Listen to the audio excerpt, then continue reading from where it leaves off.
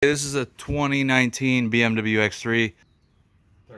30,000 miles on it. Went to BMW dealership. They said it needed a brake job. It needed brakes and rotors. In the front, $750. All the parts were ordered for 150 bucks. We're going to show you how to do it. First step, 17 millimeter. They're not lug nuts. They're kind of like lug bolts. They're 17 millimeter. Go ahead and take those all off and then pull the tire off. Okay, so 13 millimeter to take the caliper off.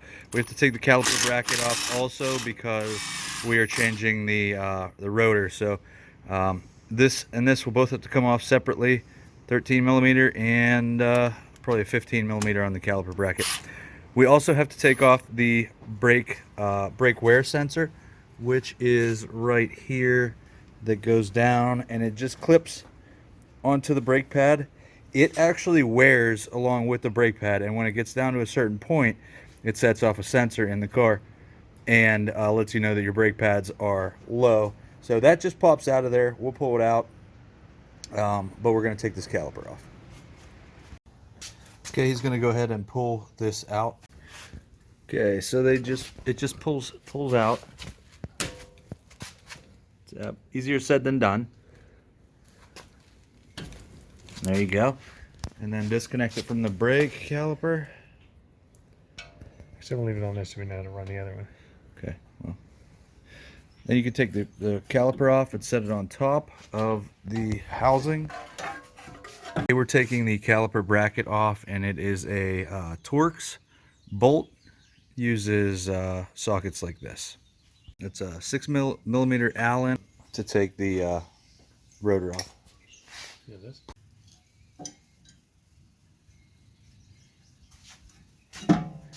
And the rotor comes right off. Put the new rotor on, and then it starts going back together. Okay, when it's going back on, make sure you line up the keeper bolt with the hole on the wheel hub. Screw it back in. Okay, so we are going to put a new sensor on. As you can see on this one, this sensor wore down. Here's a picture of the new one. It's got a little tab here that wears down. That little tab wears down. You can see it's worn down, and the brake light was actually on in this one. So if you're going to do these brakes, you have to get, if the light is on already, you have to get a new sensor. So we will just disconnect it and then come up to this box here and open this box up. Just two small clips. Okay. Where are all these extra ones? Well, it came off of here.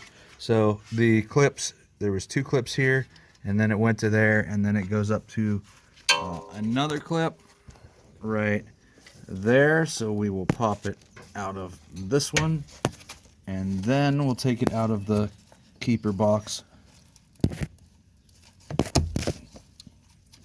And there's a clip right there. Put the pick right in there. Flip it up.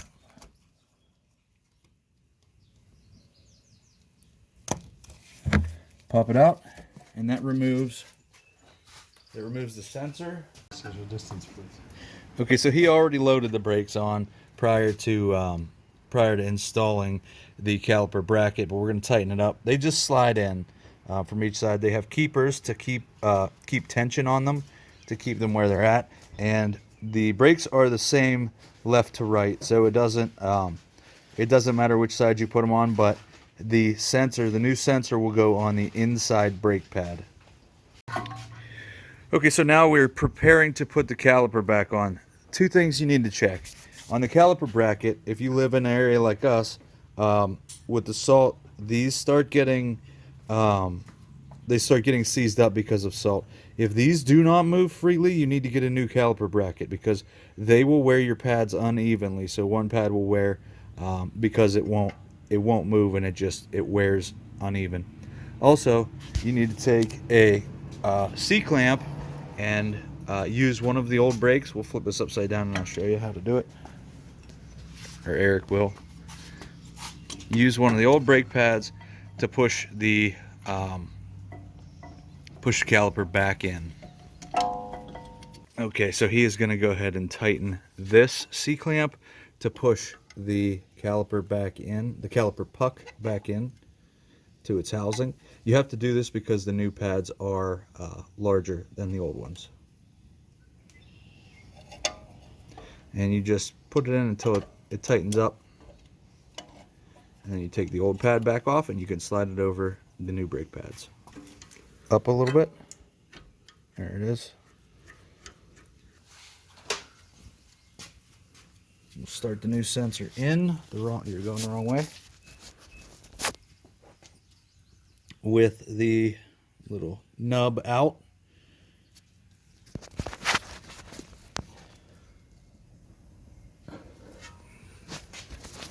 Did it clip in? Yeah. Okay, I'll show you what it looks like. Okay, see how it goes right in there?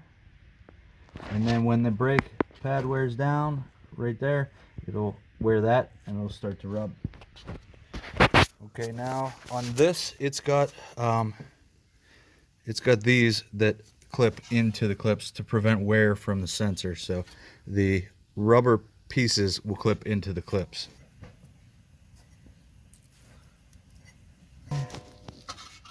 And that one goes right there. And then we got one more right up there.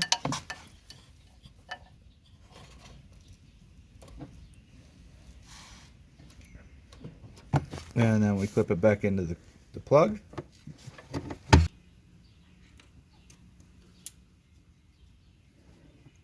And then back into the box.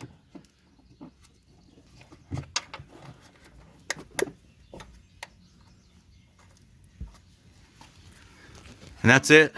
Put the tire back on. One thing I do like to do in between sides, we're going to do the other side, but what I like to do is pump the brake so it sets this caliper tight and it pushes the puck out tight, because if you have low brakes on both sides and you've topped off the fluid at any point, it will overflow possibly if you don't push this in. Also, it makes sure you have at least one brake whenever you go to get back in the car. If you do both sides and then you get in the car to back it up and put it in reverse, you're not going to have brakes, so you have to pump the brakes prior to actually putting it in reverse to make sure the pucks expand. That's very important. So we're going to push on the brake pedal just to expand this one puck. And okay, it's tight now. So we will put the tire back on, move on to the other side. Thank you for watching. I hope this video helps you. If it does, please subscribe to my channel because that helps me out.